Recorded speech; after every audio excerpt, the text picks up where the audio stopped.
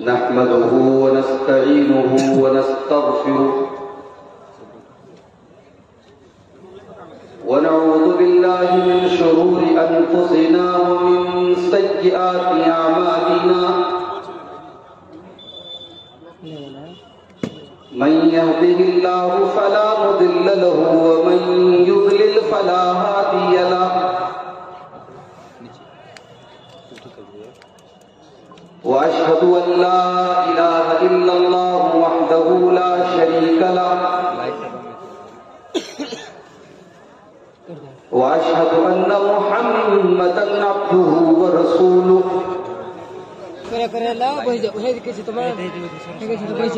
يا أيها الذين آمنوا اتقوا الله حق تقاته ولا تموتن إلا وأنتم مسلمون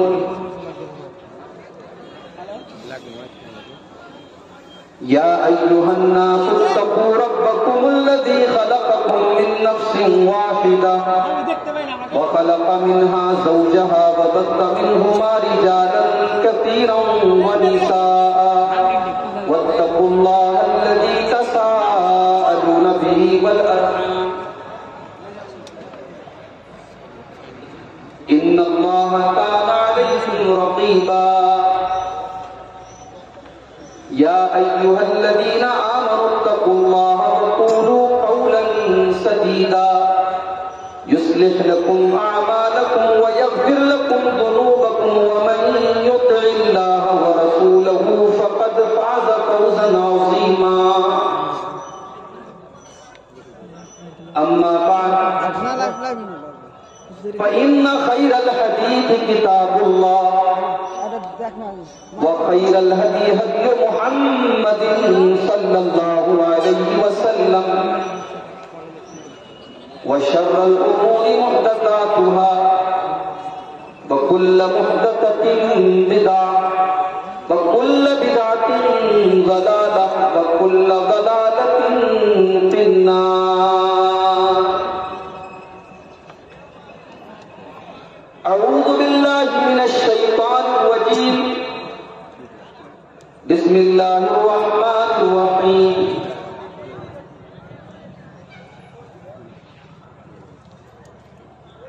قل إنما أنا بشر مثلكم يوحى إلي أنما إلهكم إله واحد ومن كان يرجو لقاء ربه فليعمل عملا صالحا ولا يشرك بعبادة ربه أحدا.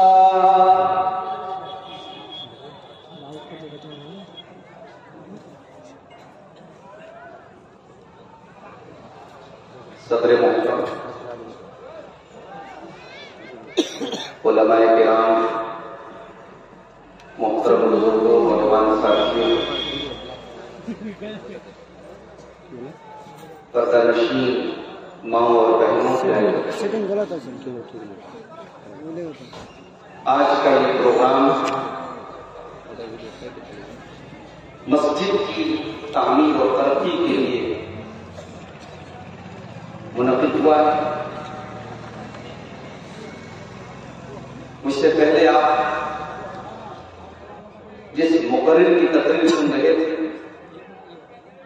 وہ تقریر بھی کر رہے تھے اور اس مسجد کے لیے چندہ بھی کر رہے تھے. میری بھی آپ سب سے یہ اپیل ہے، یہ گزارش ہے کہ آج کے اس جلسے کا جو مقصد ہے وہ مسجد کی تعمیر، اس لیے اس مقصد کو آپ پورا کیجئے اور دل کھول کر کے آپ اللہ کے گھر کی تعمیر میں حصہ لیجئے. اللہ کے گھر کو بنانا، اللہ کے گھر کی تعمیر میں حصہ لینا یہ ایمان کی نشانی ہے. انما یعمر مساجد اللہ من آمن باللہ والیوم الآخر. اللہ کی مسجدوں کو وہی لوگ بناتے ہیں، وہی لوگ تعمیر کرتے ہیں، وہی لوگ آباد کرتے ہیں جو اللہ کے اوپر ایمان رکھتے ہیں اور قیامت کے دن کے اوپر ایمان. جن لوگوں نے آج کی اس مسجد میں اپنا اپنا تعاون پیش کیا ہے، اللہ سے دعا کرتا ہوں اللہ تعالیٰ ان کے اس تعاون کو قبول فرمائے، اور جو لوگ ابھی تک انتظار میں ہیں ان کے بارے میں دعا کرتا ہوں اللہ ان کو بھی توفیق دے، اور جس سے جتنا ہو سکے وہ یہاں پر آ کر کے اس اللہ کے گھر کے تعلیم میں حصہ لے. اللہ اس کار خیر میں ہم سب کو حصہ لے. فرمائے آمین۔ میں نے آپ کے سامنے بڑی مشہور آیت پڑھی ہے، یہ قرآن کریم کے 16ویں پارے کی آیت ہے۔ قرآن کریم کے 16ویں پارے کی سورہ کہف کی آخری آیت۔ کل جمعہ کا دن ہے، اگر آپ پڑھتے ہیں تو بہت اچھی بات ہے، اگر نہیں پڑھتے ہیں تو نوٹ کر لیجئے میری بات۔ جمعہ کے دن، حدیث میں دن کا لفظ آیا ہے، اور دن کہتے ہیں فجر بعد سے لے کر کے مغرب کی نماز اذان کے پہلے تک کے ٹائم ہے۔ تو جمعہ کے دن آپ 15 منٹ کا 20 منٹ کا ٹائم نکالیے اور سورہ کہف کی تلاوت کرو۔ اللہ کے پیارے نبی صلی اللہ علیہ وسلم کی صحیح حدیث ہے کہ جو جمعہ کے دن سورہ کہف کی تلاوت کرتا ہے اگلے جمعہ تک اس کو اللہ تبارک و تعالیٰ ایک روشنی دیتا ہے، ایک نور دیتا ہے، اور اس کی زندگی پر اس نور کا اثر محسوس ہوتا ہے۔ تو اگر آپ سورہ کہف کی تلاوت کرتے ہوں گے جمعہ کے دن تو یہ آیت ضرور آپ کی نظر سے گزری ہوگی کہ سورہ کہف کی آخری ہے۔ قُلْ إِنَّمَا أَنَا بَشَرٌ مِثْلُكُمْ يُوحَىٰ إِلَيَّ، اے نبی آپ کہہ دیجیے بے شک میں ایک انسان ہوں، بشر ہوں، جیسے تم ایک انسان ہو میں بھی ایک انسان ہوں، میں بھی ایک بشر ہوں، لیکن ہاں تم عام انسان ہو، میں انسان ہو کر کے بھی عام انسان نہیں ہوں۔ قُلْ إِنَّمَا أَنَا بَشَرٌ مِثْلُكُمْ يُوحَىٰ إِلَيَّ، میں انسان تو ہوں مگر میں اللہ کا نبی بھی ہوں، میں اللہ کا رسول بھی ہوں، میرے پاس جبریل امین اللہ کی وحی لے کر کے آتے ہیں۔ اے لوگوں، اللہ تعالیٰ نے مجھے یہ حکم دیا ہے انما الہکم الہ واحد، کہ تمہارا معبود صرف اور صرف ایک ہے، تمہارا پروردگار صرف اور صرف ایک ہے۔ فمن کان یرجو لقاء ربہ، تو جو انسان اپنے رب سے ملاقات کرنا چاہتا ہے، جو جنت میں جانا چاہتا ہے، جو کامیاب ہونا چاہتا ہے، جو کل اللہ تبارک و تعالیٰ سے ملنا چاہتا ہے، وہ دو کام کر لے۔ اگر جنت میں جانا ہے، اگر کامیاب ہونا ہے تو دو کام کر لو۔ دو کام کرنا ضروری ہے، انیواریہ ہے، کمپلسری۔ پہلا کام کیا ہے؟ فَلْيَعْمَلْ عَمَلًا صَالِحًا، پہلا کام یہ کرنا ہے کہ آپ کو نیک عمل کرنا ہے۔ اب سوال یہ پیدا ہوتا ہے کہ نیک عمل کس کو کہتے ہیں؟ نیک عمل اس عمل کو کہتے ہیں جس عمل کو اللہ نے نیک عمل قرار دیا ہو، رسول نے نیک عمل قرار دیا ہو۔ نیک عمل اس کو نہیں کہتے جو ہماری اور آپ کی نظر میں نیک ہو سکتا ہے کہ کوئی ایسا عمل بھی ہو جو دیکھنے میں بڑا اچھا لگ رہا ہو، ہمیں لگتا ہو کہ یار یہ کام تو بہت اچھا ہے، مگر اس کام کے اوپر اللہ کی مہر نہ ہو، رسول کی مہر نہ ہو۔ اگر ایسا عمل ہے تو اس عمل کو نیک عمل نہیں کہا جائے گا، بلکہ اس عمل کو شریعت کے اندر بدعت کہا جائے گا۔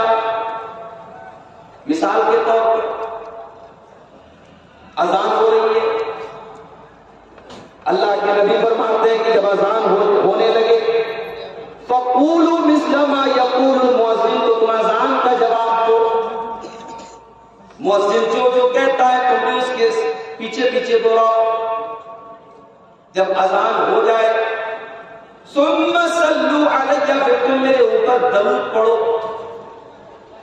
ثُمَّ صَلُّوا اللَّهَ لِيَ الْوَسِيلَةَ، اور پھر تم اللہ تعالیٰ سے میرے لیے وسیلہ کی دعا کرو۔ وسیلہ جنت میں اعلیٰ مقام کا نام ہے جو اللہ تعالیٰ ہمارے اور آپ کے نبی کو عطا فرمائے۔ تو ہم اذان کے بعد کون سی دعا پڑھتے ہیں؟ اللہم رب هذه الدعوة التامة والصلاة القائمة آت محمدا الوسیلة والفضیلة وابعثه مقاما محمودا الذی وعدته۔ اللہ کے نبی فرماتے ہیں کہ اذان کا جواب تو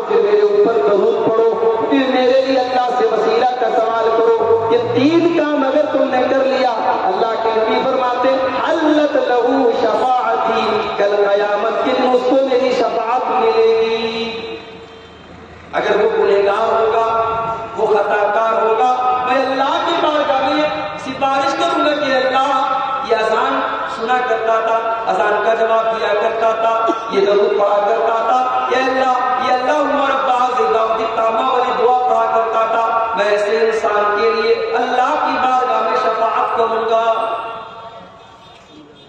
لیکن آپ بہت سارے لوگوں کو دیکھتے ہو وہ اذان کے پہلے درود پڑھنے لگتے ہیں، جیسے ہی وہ مائک پر آتے ہیں اذان دینے کے لیے، اذان کے پہلے کہتے ہیں اللہم صلی وسلم وبارک علی سیدنا محمد، اس طریقے سے وہ درود پڑھتے ہیں۔ درود پڑھنا یہ نیک عمل ہے، مگر اذان کے پہلے درود پڑھنا یہ اللہ کے نبی سے ثابت نہیں ہے، یہ اللہ سے ثابت نہیں ہے، اس لیے یہ نیک عمل نہیں ہے۔ آگے رمضان آ رہا ہے، رمضان کے مہینے میں ہم اور آپ روزہ رکھتے ہیں، مغرب کی اذان کا ٹائم ہے 5 بجے، اللہ کے پیارے نبی فرماتے ہیں کہ اذان کا ٹائم جیسے ہی ہو جائے تم فوراً افطار کرو۔ افطار میں دیر کرنا یہ یہودیوں کا طریقہ ہے۔ آپ نے فرمایا لا یزال امتی بخیر ما عجلوا الفطر، جب تک میری امت کے لوگ افطار میں جلدی کریں گے تب تک بھلائی کے ساتھ رہیں۔ کیا مطلب؟ یعنی افطار کا ٹائم ہو جائے تو تاخیر نہ کیا جائے، اگر 5:02 پر اذان کا ٹائم ہو گیا ہے، افطار کا ٹائم ہو گیا ہے، تو 5:02 پر ہم کھجور کھا لیں، پانی پی لیں، ہم 5:05 کا انتظار نہ کریں، 10 منٹ کا انتظار نہ کریں۔ اب ایک انسان آتا ہے، وہ کہتا ہے کہ صاحب ہم تو 5 منٹ احتیاط کریں گے، ہم 5 منٹ کے بعد افطار کریں گے۔ وہ جان بوجھ کر کے افطار میں تاخیر کر رہا ہے، دیر کر رہا ہے۔ یہ دیر کرنا چونکہ میرے نبی سے ثابت نہیں ہے، یہ میرے نبی کی مخالفت ہے، اس لیے وہ نیکی اور ثواب سمجھ کے کر رہا ہے، مگر یہ نیک عمل نہیں ہے۔ اللہ نے فرمایا وَمَنْ كَانَ يَرْجُو لِقَاءَ رَبِّهِ فَلْيَعْمَلْ عَمَلًا صَالِحًا، اگر تم جنت میں جانا چاہتے ہو، اگر تم اپنے رب سے ملاقات کرنا چاہتے ہو تو نیک عمل کرو۔ ربیع الاول کا مہینہ آیا، ایک مرتبہ میرا پروگرام تھا گلیا چک میں، مجھے کیا پتا کہ یہاں اتنا زیادہ منایا جاتا ہے ربیع الاول۔ اتفاق سے پروگرام تھا 12 ربیع الاول۔ اب صاحب میں فرقہ سے محلہ جا رہا ہوں، جو سفر 40 منٹ کا ہے اس سفر کو طے کرنے میں مجھے 3 گھنٹے لگے، پورا راستہ جام ہے، اور مسلمان نوجوان ماشاء اللہ سفید سفید کرتا پائجامہ پہن کے، خوبصورت ٹوپی لگا کر کے اور ڈی جے بجا بجا کر کے اللہ کے نبی سے محبت کا اظہار کر رہے ہیں۔ کوئی اپنے ہاتھوں میں جھنڈا لیے ہوئے ہے، عورتیں اور لڑکیاں بھی چل رہی ہیں۔ یہ سارا کا سارا کام کیا جا رہا ہے، کس نام پر کیا جا رہا ہے؟ محبت رسول کے نام پر۔ دیکھنے میں بڑا اچھا لگ رہا ہے، لوگوں کے دل کے اوپر ایک بھاگ بھی بیٹھ رہی ہے کہ دیکھو مسلمان اپنے نبی کا جنم دن منا رہا ہے، مسلمان اپنے نبی کی پیدائش کی خوشی منا رہا ہے۔ دیکھنے میں یہ عمل اچھا بھی لگ رہا ہے، اس کے ذریعے ایک ہیبت بھی قائم ہو رہی ہے اسلام کے دشمنوں کے اوپر۔ مگر میرے پیارے ساتھیوں، اگر آپ نے اس کو دین اور ثواب سمجھ کر کے کیا ہے تو سوال یہ ہے کہ اس کام کے اوپر کیا میرے نبی کی مہر موجود ہے؟ کیا اس کام کو اللہ نے کرنے کا حکم دیا؟ کیا نبی نے کرنے کا حکم دیا؟ کیا صحابہ نے یہ کام کیا؟ اگر نہیں کیا تو یہ نیک عمل نہیں ہو سکتا ہے، اس لیے کہ نیک عمل وہی ہوگا جس عمل کے اوپر جناب محمد رسول اللہ کی مہر ہو۔ ہمارے پرائم منسٹر صاحب نے اعلان کر دیا، رات کو 8 بجے ٹیلی ویژن پہ آ کر کے کہہ دیا کہ 500 اور 1000 کے نوٹ آج کے بعد نہیں چلیں گے، نوٹ بندی کر دی۔ 500 کے اور 1000 کے پرانے نوٹ اب نہیں چلیں گے۔ سرکار نے نیا نوٹ نکالا 500 کا 2000 نیا نوٹ کا کاغذ پہلے کے کاغذ کے مقابلے میں ہلکا لگ رہا ہے، پہلے کے نوٹ کی چھپائی بھی اچھی لگ رہی ہے، کاغذ میں اس کا کڑک ہے، اس کو چھونے پر احساس بھی ہو رہا ہے کہ ہاں یہ اچھے کوالٹی کا بنا ہے۔ لیکن آپ پرانے 500 کا نوٹ آج لے کر کے مارکیٹ میں چلے جائیں آپ کو 1 روپے کا سامان نہیں ملے گا. 1 روپے میں کوئی لینے کو تیار نہیں ہے کیونکہ اس نوٹ کو سرکار نے ریجیکٹ کر دیا ہے. اب اس کے اوپر گورنمنٹ آف انڈیا کی مہر نہیں ہے. اب گورنمنٹ آف انڈیا نے اس کو لینے سے منع کر دیا ہے. میرے پیارے ساتھیوں اسلام کے اندر بھی وہی نوٹ چلے گا, وہی سکہ چلے گا, وہی عمل چلے گا جس عمل کے اوپر اللہ کی مہر ہو, اس کے رسول کی مہر ہو. جس کام کو میرے نبی نے نہ کیا ہو, جس کام کو میرے رب نے کرنے کا حکم نہ دیا ہو, وہ دیکھنے میں جتنا بھی اچھا لگ رہا ہو اس عمل کو اللہ تعالیٰ کا قبول نہیں کیا جائے گا. کل قیامت کا دن ہوگا, سورج 1 میل کی دوری پر ہوگا, ہمارا پیاس سے بے حال ہوں گے. اللہ کے پیارے نبی اپنے امتیوں کو جام کوثر پلا رہے ہوں گے, اور جو جام کوثر اپنے نبی کے ہاتھوں سے پی لے گا, اللہ کے پیارے نبی فرماتے ہیں لم یظما بعدہ ابدا, اس کے بعد اس کو کبھی پیاس نہیں لگے گی. اللہ کے نبی اپنے امتیوں کو کیسے پہچانیں گے؟ گول ٹوپی کے ذریعے آپ نہیں پہچانیں گے, کرتا پائجامہ کے ذریعے آپ نہیں پہچانیں گے. اپنے امتیوں کو آپ کس طریقے سے پہچانیں گے؟ اللہ کے نبی فرماتے ہیں یاتون یوم القیامت غرم محجلین, میری امت کے لوگ جب قیامت کے دن آئیں گے تو ان کے اعضائے وضو چمک رہے ہوں گے, ان کا چہرہ چمک رہا ہوگا, ان کی کیونیوں تک کا ہاتھ چمک رہا ہوگا, ان کے ٹخنے تک کا پیر چمک رہا ہوگا, ان کی ناک چمک رہی ہوگی, ان کی داڑھی چمک رہی ہوگی. جہاں جہاں وضو کا پانی لگا ہوگا وہ سارے کے سارے اعضاء ان کے چمک رہے ہوں گے. اور جو بیچارہ نماز نہیں پڑھتا اس کا کہاں سے چمکے گا؟ وہ تو دھتکار دیا جائے گا. اسے قیامت کے دن اللہ کے نبی کے ہاتھوں کوثر کا جام نصیب نہیں ہے. اللہ کے پیارے نبی کے ہاتھوں کوثر کا جام اس کو نصیب ہوگا جو دنیا میں باوضو رہتا تھا, نمازی تھا, 5 ٹائم پابندی سے نماز پڑھتا تھا, اس کو اللہ کے نبی جام کوثر عطا فرمائے. آپ کے بنگال سے بنگلہ دیش کی بارڈر قریب ہے. اگر آپ کو بنگلہ دیش جانا ہو کلکتہ آپ کو جانا پڑے گا, اور کلکتہ سے جو بنگلہ دیش کو بس جاتی ہے یا جو ٹرین جاتی ہے اس ٹرین پر اس بس پر چڑھنے کے پہلے آپ سے مانگا جائے گا کہ صاحب آپ بنگلہ دیش جانا چاہتے ہیں, دوسری کنٹری جانا چاہتے ہیں, آپ کا پاسپورٹ کدھر ہے؟ میرے پیارے ساتھیوں کل اللہ تعالیٰ کے یہاں جنت میں جانے کا بھی پاسپورٹ کی 5 ٹائم کی نماز ہوگی. یہ پاسپورٹ اگر ہمارے پاس نہیں ہے اللہ کی قسم ہم جنت میں نہیں جائیں گے. ان اول ما یحاسب به العبد یوم القیامت صلاته, قیامت کے دن سب سے پہلا سوال ہم سے نماز کے بارے میں کیا جائے گا.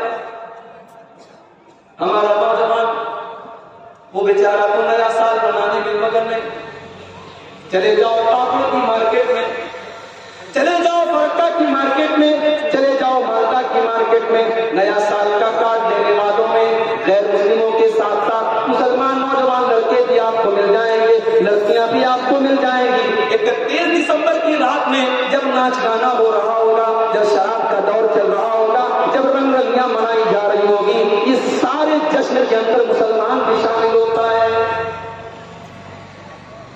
شرم آنی چاہیے, شرم آنی چاہیے. وَزَعَمَتُمْ نَصَارَىٰ, تو تمدن میں ہنود, یہ مسلمان ہے جنہیں دیکھ کے شرمائے لوگ.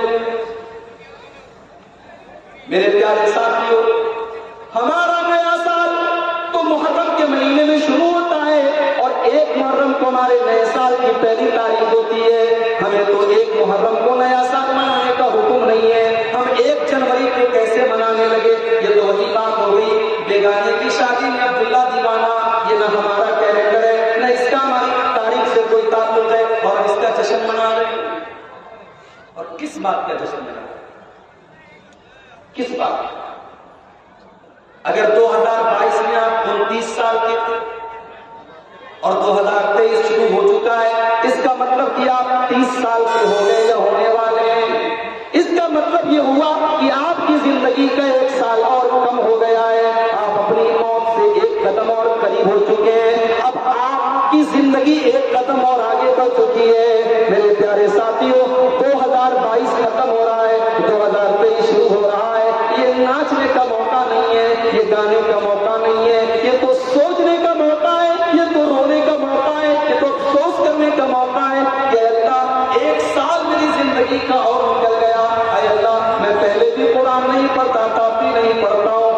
پہلے بھی نماز نہیں پڑھتا تھا، اب بھی پڑھتا ہوں، میں پہلے بھی غلط کام کرتا تھا، اب بھی کرتا ہوں، اے اللہ تو نے مجھے سدھرنے کا، مجھے اصلاح کرنے کا ایک موقع اور دیا تھا، لیکن میں نے اس کو بھی گنوا دیا۔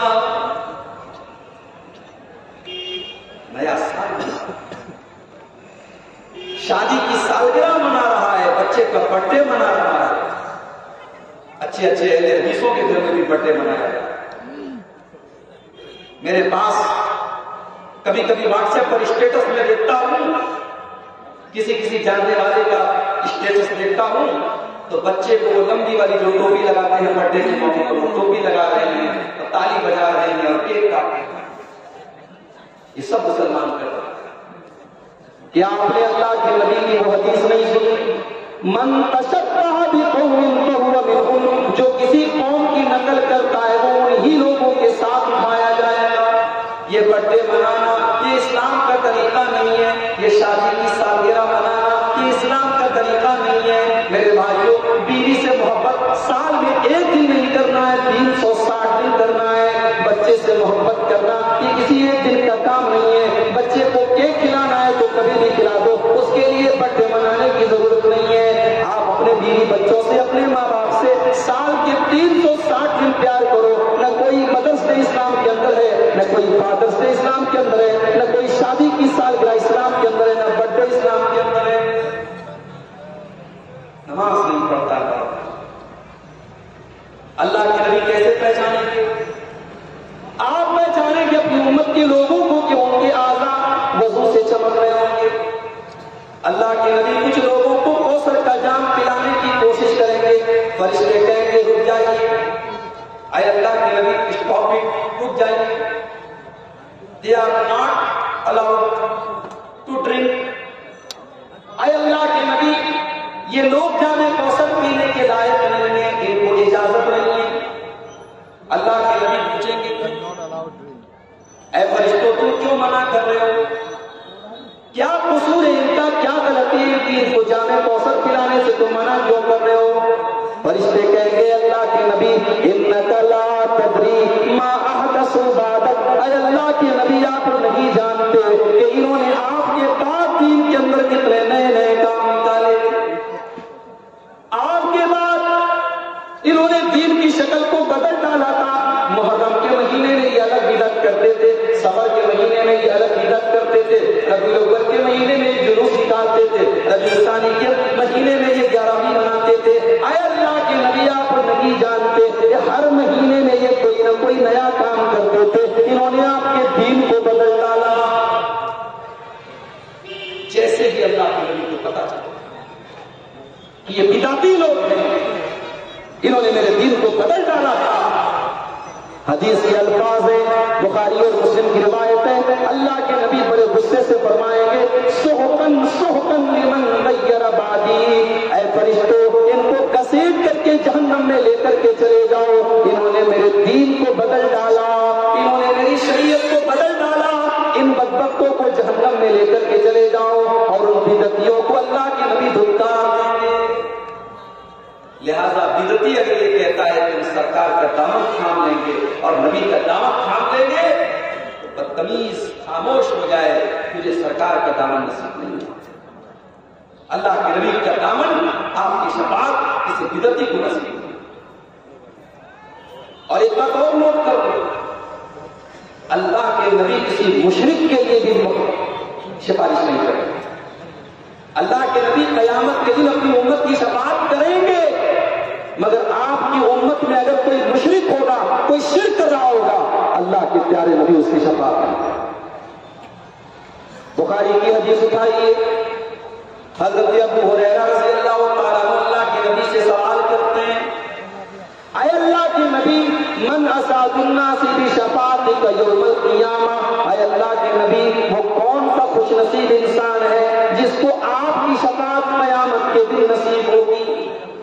اچھا صحابہ بھی کیسے کیسے سوال کرتے ہیں، ہم لوگوں کا سوال بھی عجیب و غریب ہوتا ہے جس کا کوئی مطلب نہیں ہے، بے مقصد سوال ہوتا ہے، علماء کو پریشان کرنے کے لیے سوال ہوتا ہے۔ ارے بھائی سوال وہ کرو جس کا کوئی مطلب نہیں۔ ایک جگہ پروگرام میں گئے، ایک آدمی میرے پاس آیا، بیڑی پی رہا ہے، سگریٹ پی رہا ہے، کہنے لگا لگا کہ مولانا صاحب بتائیے آدم علیہ السلام نے جس پیڑ کا پھل کھایا تھا اور جس کی وجہ سے ان کو جنت سے نکال دیا گیا تھا وہ کون سا پیڑ تھا؟ میں نے کہا پہلے تو بیڑی پھینکو تب پتا بیڑی اس نے پھینکا. میں نے کہا میں نے تو وہ پھل آج تک کھایا نہیں, کہیں نظر آئے گا پتا نہیں. کیا مطلب اس طریقے سے؟ امام ابو حنیفہ کے استاد تھے, ان کا نام تھا ابراہیم نخعی. ان سے کسی نے پوچھا کہ ابلیس کی بیوی کا نام کیا؟ انہوں نے کہا میں نکاح میں گیا نہیں. سوالات صحابہ سے سوال کرنے کا طریقہ سیکھو. ابو ہریرہ رضی اللہ تعالیٰ عنہ سوال کرتے ہیں, اے اللہ کے نبی کل قیامت کے دن وہ کون سا خوش نصیب ہوگا جس کو آپ کی شفاعت نصیب ہوگی؟ اللہ کے پیارے نبی فرماتے ہیں, اے ابو ہریرہ مجھے یقین تھا کہ سب سے پہلے یہ سوال تم ہی کرو گے.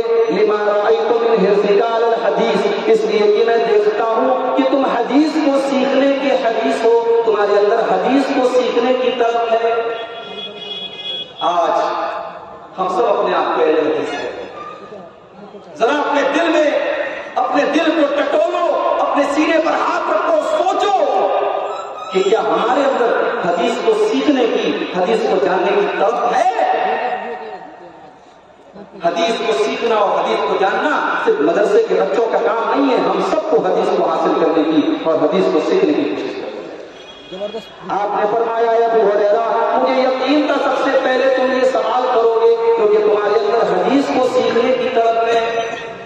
اے ابو ہریرہ اسعد الناس بشفاعتی یوم القیامہ, قیامت کے دن میری شفاعت اس انسان کو ملے گی من قال لا الہ الا اللہ خالصا من قبل نفسہ, جو دل سے لا الہ الا اللہ پڑھے گا, جو توحید پر دنیا سے گیا ہوگا, جس نے شرک نہیں کیا ہوگا, جو مشرک نہیں ہوگا, اس کو میری شفاعت ملے گی. میں کسی مشرک کے لیے شفاعت نہیں کروں گا. تو نبی کی شفاعت نہ کسی بدعتی کو ملے گی نہ کسی مشرک کو. تو اللہ نے کہا کہ کامیاب اگر ہونا ہے تو پہلی کنڈیشن یہ ہے فَلْيَعْمَلْ عَمَلًا صَالِحًا, کہ تم ایسا عمل کرو جو نیک عمل ہو. دوسری کنڈیشن کیا ہے؟ وَلَا يُشْرِكْ بِعِبَادَةِ رَبِّهِ أَحَدًا, کہ تم اپنے رب کے ساتھ کسی کو شریک نہ کرنا. تم نماز پڑھ رہے ہو تو نماز تم صرف اور صرف اللہ کے لیے پڑھنا, کسی اور کو دکھانے کے لیے مت پڑھنا. تم اللہ کے راستے میں چندہ دے رہے ہو, دان دے رہے ہو, صدقہ خیرات کر رہے ہو, تمہارے چندے کا مقصد اللہ کو راضی کرنا ہونا چاہیے. کسی کو دکھانے کے لیے, کسی کو نیچا کرنے کے لیے, کسی کو اونچا کرنے کے لیے تم چندہ نہ دینا. ریاکاری اور دکھاوا نہیں. اس لیے کہ اگر تم نے نماز پڑھی لیکن تمہاری نماز کا مقصد دوسروں کو دکھانا ہوگا تو وہ نماز تمہارے منہ کے اوپر مار دی جائے گی. اللہ نے قرآن میں فرمایا فَوَيْلٌ لِّلْمُصَلِّينَ الَّذِينَ هُمْ عَنْ صَلَاتِهِمْ سَاهُونَ الَّذِينَ هُمْ يُرَاءُونَ. بربادی ہے, جہنم ہے, ویل ہے ایسے نمازیوں کے لیے جو نماز تو پڑھتے ہیں لیکن نماز میں ان کا من نہیں لگتا, نماز میں ان کا دل نہیں لگتا, وہ نماز سے غافل ہوتے ہیں. الذین هم یراؤون, جو نماز کے اندر دکھاوا کرتے ہیں, جو دوسروں کو دکھانے کے لیے نماز پڑھتے ہیں. اللہ کو اخلاص پسند ہے. اللہ کے یہاں ملاوٹ والی عبادت نہیں چلے. جو بھی عبادت ہو وہ صرف اور صرف اللہ کے لیے. اللہ نے قرآن میں فرمایا کہ جب منافق لوگ نماز پڑھتے تھے, اچھا بڑے مزے کی بات یہ ہے کہ نبی کے دور میں منافقوں کو بھی نماز پڑھنا پڑتا تھا, کیونکہ نبی کے دور میں کوئی مسلمان سمجھا ہی نہیں جاتا تھا اگر وہ نماز نہیں پڑھتا تھا. اگر کوئی مسجد میں نہیں آتا تھا لوگ سمجھتے تھے لگتا ہے اس نے اسلام کو چھوڑ دیا ہے, کیونکہ ایسا ہو ہی نہیں سکتا تھا کہ کوئی مسلمان ہو اور نماز پڑھے.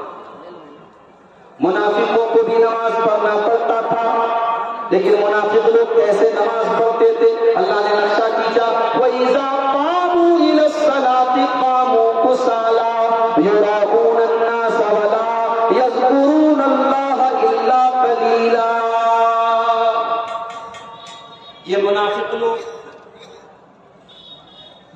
نماز کے لیے اٹھتے ہیں تو بڑی مشکل سے اٹھتے ہیں, بڑی کاہلی کر کے اٹھتے ہیں. یراؤن الناس, یہ لوگوں کو دکھانے کے لیے نماز پڑھتے ہیں. ولا یذکرون اللہ الا قلیلا, اور یہ اللہ تعالیٰ کو بہت کم یاد کرتے ہیں. اللہ کو ریاکاری نہیں چلے گی. اللہ ہمارے شریر کو نہیں دیکھتا, اللہ ہمارے مال کو نہیں دیکھتا, اللہ ہمارے دل کو دیکھتا.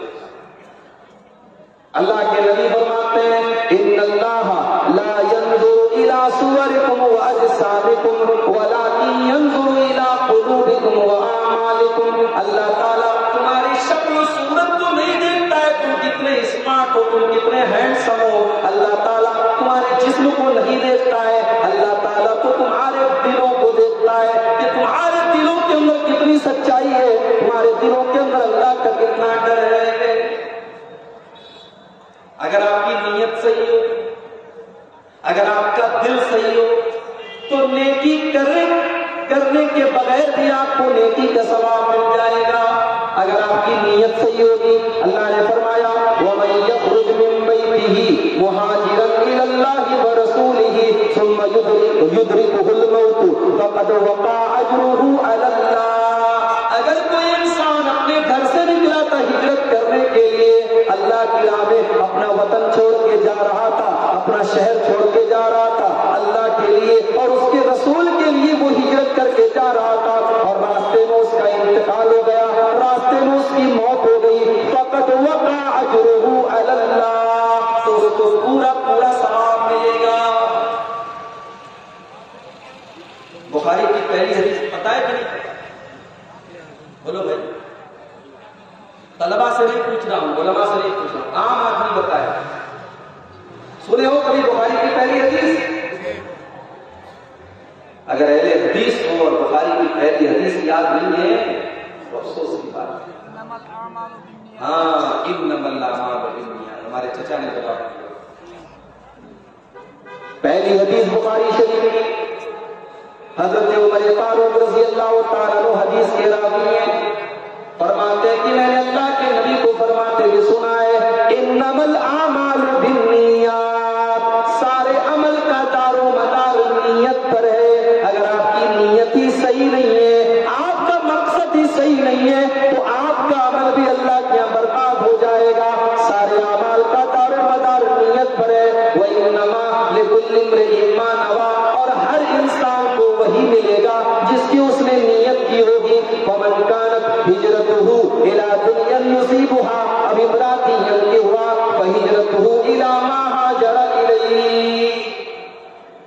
پاکڑ شہر, پاکڑ کو چھوڑ کر کے آپ کے پاکڑ کا رہنے والا کوئی انسان ممبئی میں جا کر کے رہتا ہے, کلکتہ میں جا کر کے رہتا ہے, بنگلور میں جا کر کے رہتا ہے, دلی میں جا کر کے رہتا ہے, اس کا مقصد کسی لڑکی سے شادی کرنا ہے, اس کا مقصد وہاں جا کر کے پیسہ کمانا ہے. اور ایک انسان اپنا شہر چھوڑ کر کے دوسرے شہر میں جاتا ہے اس لیے کہ وہ اپنے شہر میں نماز نہیں پڑھ پاتا, وہ اسلام پر عمل نہیں کر پاتا, وہ اپنے شہر سے ہجرت کر جاتا ہے, اپنے وطن کو چھوڑ کے چلا جاتا ہے اللہ کے لیے, اس کے رسول کے لیے. کام تو سیم ہے, لڑکی سے شادی کرنے جو جہاں جا رہا ہے وہ بھی تو وطن کو چھوڑ کے جا رہا ہے, جو کاروبار کرنے کے لیے اور پیسہ کمانے کے لیے جا رہا ہے وہ بھی تو وطن چھوڑ کے جا رہا ہے.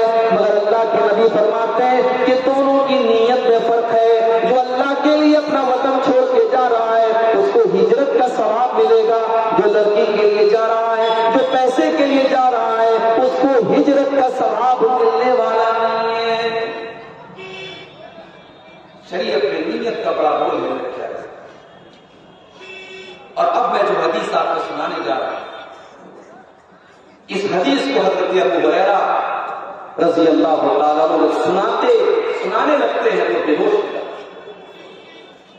اس حدیث کو سنانے کے پہلے حضرت ابو ہریرہ بے ہوش ہو جاتے ہیں, ہوش آتا ہے, پھر اللہ کے نبی کی یہ حدیث سنانے کی کوشش کرتے ہیں, پھر بے ہوش ہو جاتے ہیں. لگاتار 3 بار بے ہوش ہوتے ہیں.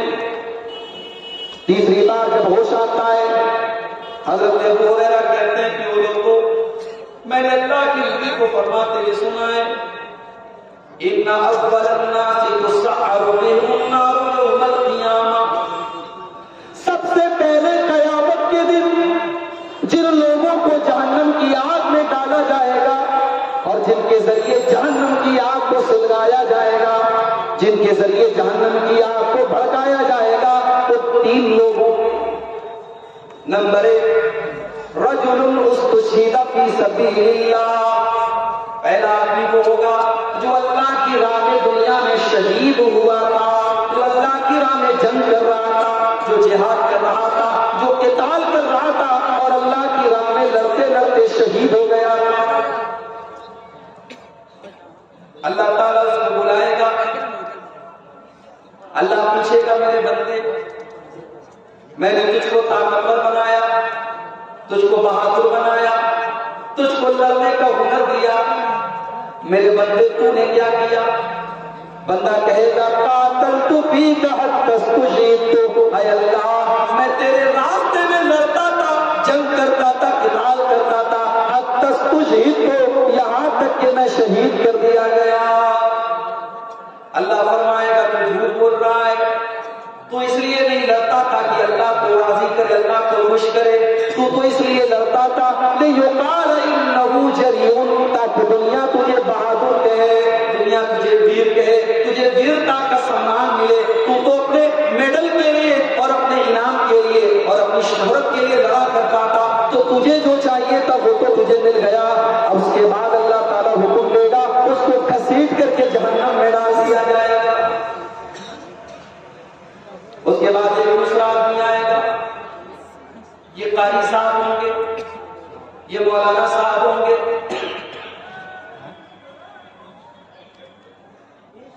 یہ دین کے عالم ہوں گے.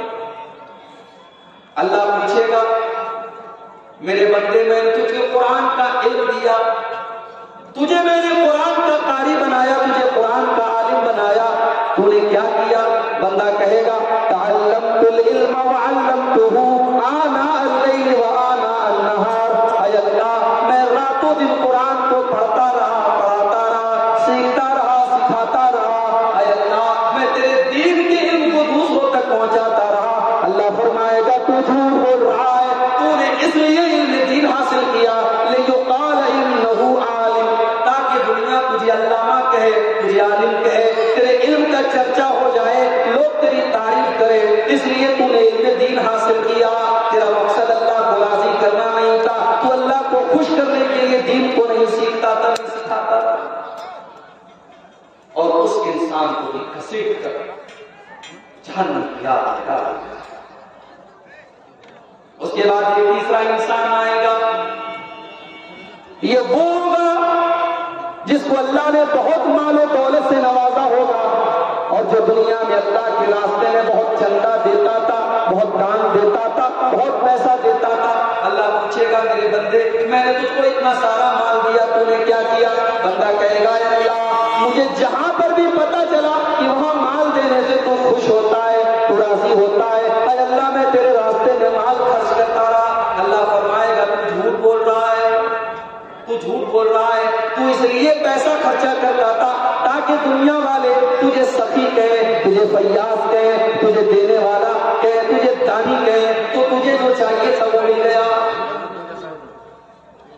اس کے بعد اللہ کے نبی فرماتے ہیں اس اللہ کی راہ میں پیسہ خرچہ کرنے والے کو بھی گھسیٹ کر کے جہنم میں ڈال دیا جائے. جب یہ حدیث ختم ہو گئی، حضرت امیر معاویہ رضی اللہ تعالیٰ کے پاس حدیث سنائی گئی. حضرت امیر معاویہ یہ حدیث سن کر کے رونے لگتے ہیں اور ان کی حالت خراب ہو جاتی ہے، وہ بے ہوش ہو جاتے ہیں، اور جب ہوش آتا ہے تو کہتے ہیں کہ وہ لوگوں یہ تو بڑی بڑی نیکی کرنے والے لوگ تھے، مگر ان کی نیت صحیح، ان کی نیت میں کھوٹ تھا، اخلاص نہیں تھا ان کے اندر، ریاکاری تھی، دکھاوا تھا، اس لیے اللہ نے ان کا انجام ہوا. اور اس کے بعد حضرت معاویہ نے سورہ ہود کی آیت پڑھی، من کان یرید الحیات الدنیا وزینتها نوفی الیہم اعمالهم فیہا وہم فیہا لا یبخسون. جو دنیا کو حاصل کرنے کے لیے دنیا کمانے کے لیے، دنیا بنانے کے لیے نیک عمل کرے گا، اس کو دنیا تو مل جائے گی، اولئک الذین حبطت اعمالهم، لیکن ان کی ساری نیکیاں برباد ہو جائیں گی، آخرت میں ان کو کچھ بھی ملنے والا نہیں ہے۔ تو میرے بھائیو، آج اخلاص کی کمی ہے، آج ہماری نیکیوں کی نمائش کرتے ہیں، نیکیوں کو دکھاتے ہیں، اور جب تک سارے زمانے کو یہ جتا نہ لے کہ ہم نے یہ نیک کام کیا ہے، تب تک ہمیں چین نہیں۔ ایک آدمی محلے میں بنیا کیا سے ادھار لے گا، اور کافی اس نے ادھار لے لیا، بنیا بیچارہ پریشان تھا، یہ اس کا پیسہ دیتا نہیں۔ اس کے بعد وہ آدمی حج کر لے گا۔ اب جب حج کر کے آیا تو سارے محلے میں، سارے گاؤں میں بڑی عزت ہو گئی کہ حاجی صاحب آ گئے، حاجی صاحب آ گئے۔ ایک دن حاجی صاحب بنیا بولے، ارے بنیا، وہ جلدی سے میرے ادھار کا کھاتا نکالا۔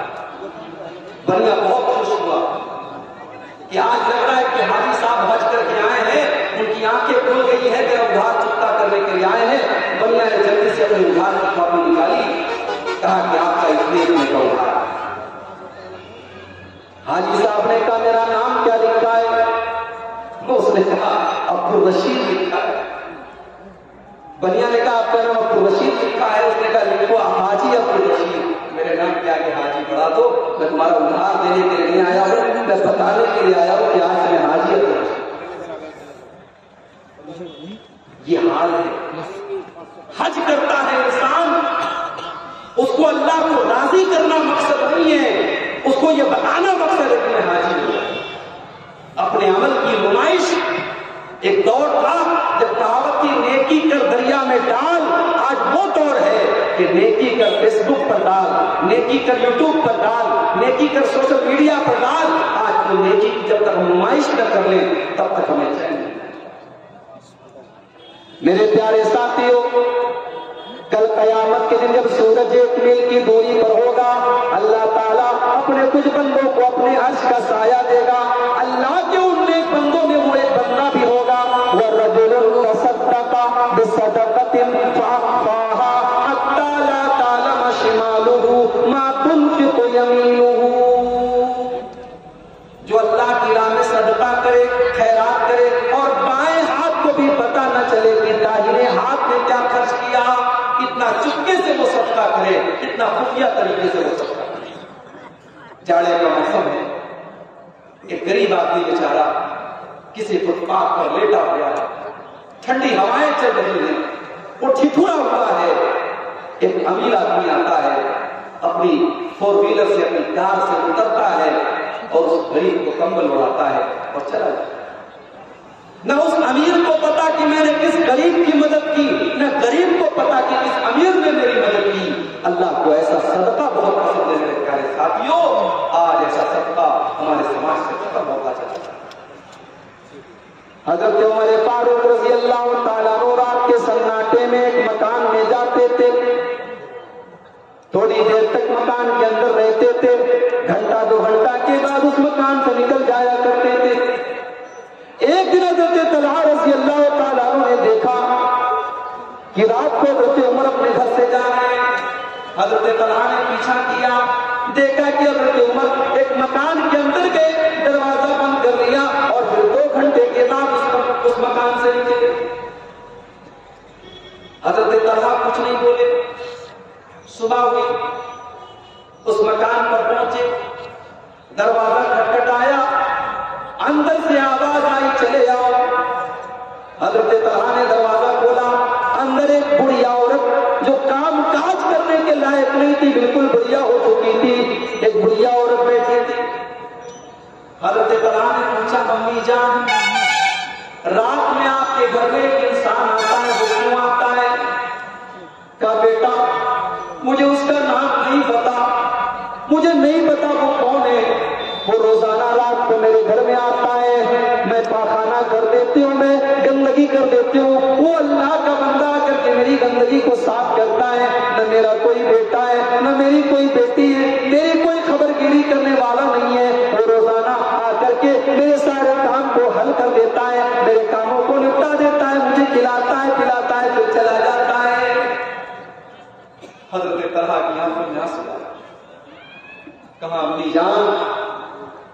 انسان جو روزانہ آ کر کے آپ کی خدمت کرتا ہے وہ اس وقت کا مسلمان کا امیر المومنین ہے، اس کا نام عمر بن خطاب ہے۔ اور اس کے بعد حضرت طلحہ کہتے ہیں کہ اے طلحہ اعصرا کہ عمر تتبع، تو کتنا بدنصیب ہے کہ تو عمر کی غلطیوں کو تلاش کر رہا ہے، تو عمر کی خطاؤں کو تلاش کر رہا ہے۔